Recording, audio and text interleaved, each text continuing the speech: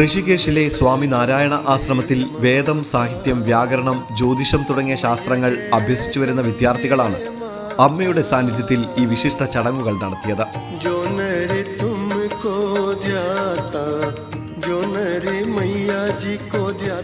ചിരാഗ് എന്ന വിദ്യാർത്ഥിയുടെ നേതൃത്വത്തിലായിരുന്നു ചടങ്ങുകൾ.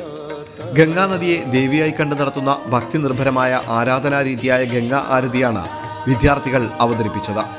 കേരള കുംഭമേളയുടെ ഭാഗമായി നിളാനദീ തീരത്ത് ഇവർ നടത്തിയ ഗംഗാ ആരതി ഭക്തർക്കും കാണികൾക്കും പുതുമയാർന്ന ആത്മീയാനുഭവമായിരുന്നു.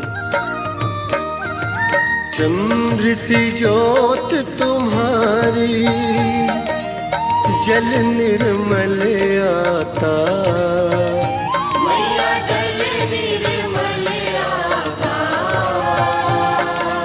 शरण पड़े जो तेरे शरण पड़े जो. ഋഷികേശിലെ മാതാ അമൃതാനന്ദമയി ആശ്രമ മഠാധിപതി ബ്രഹ്മചാരി പ്രമോദ് ജിയുടെ നേതൃത്വത്തിലാണ് ഗുരുകുല വിദ്യാർത്ഥികൾ അമ്മയ്ക്ക് മുന്നിൽ ആരതി അർപ്പിച്ചത്. കഴിഞ്ഞ നാളിൽ നിള ആരതിയായി കഴിഞ്ഞ 10 ദിവസമായി ഗംഗാ ആരതി നിളയുടെ മുമ്പിൽ ഋഷികേശിൽ നിന്ന് വന്ന ഈ കൊച്ചുങ്ങൾ രുദ്രതീർത്ഥത്തിൽ നടത്തുകയുണ്ടായി. അത് അമ്മയുടെ മുന്നിൽ കൂടി നടത്തി ഇന്ന് അവർ തിരിച്ച് ഋഷികേശിലേക്ക് നീങ്ങുകയാണ്.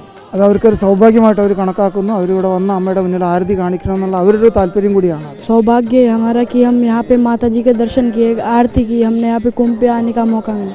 हमें अम्मा जी से मिलके बहुत अच्छा लगा. हमारा सौभाग्य है कि हम पहली बार अम्मा जी से मिले और आए और फिर अम्मा जी से मिले.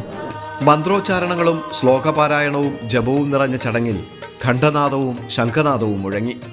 ധൂപവും ദീപവും അർപ്പിച്ചുകൊണ്ടായിരുന്നു ആരാധന.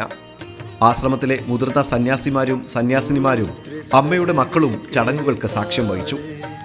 ഭക്തിയുടെയും ആത്മീയതയുടെയും സാന്നിധ്യം നിറഞ്ഞ അന്തരീക്ഷത്തിൽ നടന്ന ഗംഗാ ആരതി ആത്മീയ ഉണർവും പാരമ്പര്യ മഹിമയും ഒരുമിച്ചു ചേർന്ന വിശിഷ്ട അനുഭവമായി മാറി.